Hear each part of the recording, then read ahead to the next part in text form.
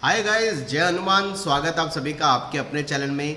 Guys, JEE advance 2022 की IIT Bombay ने 1776 pages की एक रिपोर्ट पब्लिश की है एग्जाम रिजल्ट काउंसलिंग होने के बाद में। और उस रिजल्ट से कई ऐसे बड़े खुलासे हुए हैं जिनमें कई ऐसे पॉइंट्स हैं जो जानना आप सबके लिए ज़रूरी है। सबसे पहले बात कर लेते हैं कि क्या कुछ रहा इस साल जेई एडवांस के एग्ज़ाम काउंसलिंग रिजल्ट्स में और कितनी सीटें इस साल आईआईटी में खाली हैं और क्या ये सीटों पे अब बच्चों को अलॉटमेंट होगा। सबसे पहले इस साल 2,60,175 यानी 2,62,175 बच्चों को एडवांस एग्जाम देने के लिए क्वालिफाई किया गया। उसमें से 1,60,038 बच्चे जेई एडवांस के एग्जाम के लिए केवल रजिस्टर्ड हुए और उसमें से भी 1,55,538 बच्चों ने जेई एडवांस के दोनों पेपर दिए। 2022 की मैं बात कर रहा हूं।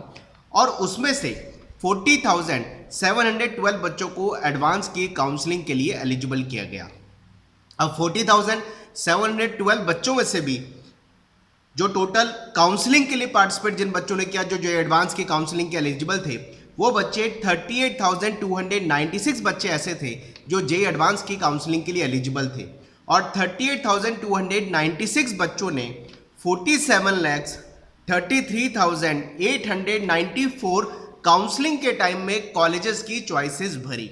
यानी जितने बच्चे काउंसलिंग के लिए एलिजिबल थे 38,296, इन्होंने बच्चों ने 47,33,894 कॉलेजेस की चॉइस भरी। और उसमें से भी जिन बच्चों को अलॉटमेंट हुआ आईआईटीज की सीटों का, वो 16,635 ऐसे बच्चे थे जिन बच्चों को इस साल जेई एडवांस के थ्रू आईआईटी में एडमिशन मिला है।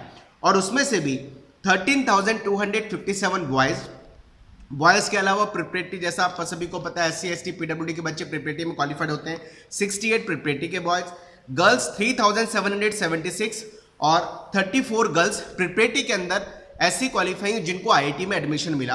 और ये टोटल मिला के 16,635 बच्चों को इस साल एडवांस के थ्रू आईआईटी में एडमिशन मिला है। लेकिन उसके बाद सबसे बड़ी बात ये आती है कि आईआईटी जोधपुर में 530 सुपर न्यूमरी सीटें मिला के कैपेसिटी थी और उसके बाद 524 बच्चों को इस सीटें अलॉट की। यानी आईआईटी जोधपुर में 9 सीटें ऐसी थी, 9 ब्रांचेस कॉलेजेस के हिसाब से सीटों के हिसाब से ऐसी थी जिसपे किसी बच्चे को कोई अलॉटमेंट नहीं हुआ, यानी ये सीटें खाली रह गई।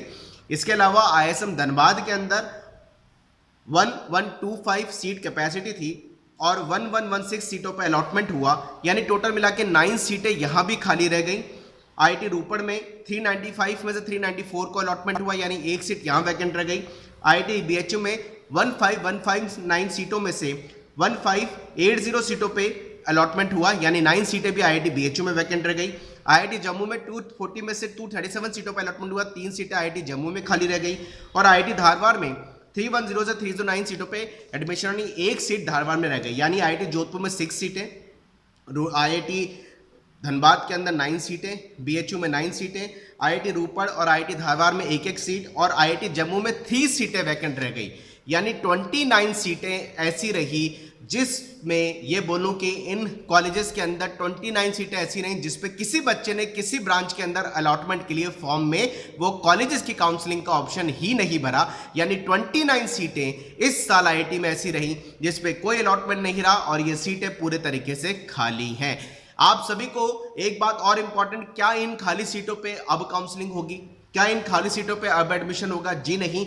ये 29 सीटें इस साल काउंसलिंग में जो वैकेंट रह गई हैं, जिन पे अलॉटमेंट नहीं हुआ या जिन पे बच्चों ने कॉलेजेस के सीक्वेंस या चॉइसेस को नहीं भरा, ये सीटें अब खाली रहेंगी। इनके लिए कोई फर्दर स्पोर्ट राउंड काउंसलिंग, कोई फर्दर जोसा के बाद सीएसईबी के बाद स्पेशल काउंसलिंग नहीं होनी है। ये सीटें इस साल आईआईटी में खाली रहेंगी और इन सीटों पर कोई काउंसलिंग का प्रोसेस अब नहीं होगा क्योंकि आईआईटी में क्लासेस चालू हो चुकी हैं और उनका जो काउंसलिंग का प्रोसेस था वो जोसा के थ्रू पूरी तरीके से कंप्लीट हो चुका है। तो इस साल 29 सीटें आईआईटीज में ऐसी हैं जिन पे कोई अलॉटमेंट नहीं हुआ है, कोई कॉलेजेस के हिसाब से ब्रांचेस के हिसाब से बच्चों ने उनको प्रायोरिटी या प्रेफरेंस को ब्रांचेस कॉलेजेस के हिसाब से नहीं भरा है और ये सीटें पूरे तरीके से खाली हैं। इस तरह के कंटेंट के लिए हमारे साथ जुड़ रहे हैं, बहुत सारे नए कंटेंट लेकर के आने वाला हूं।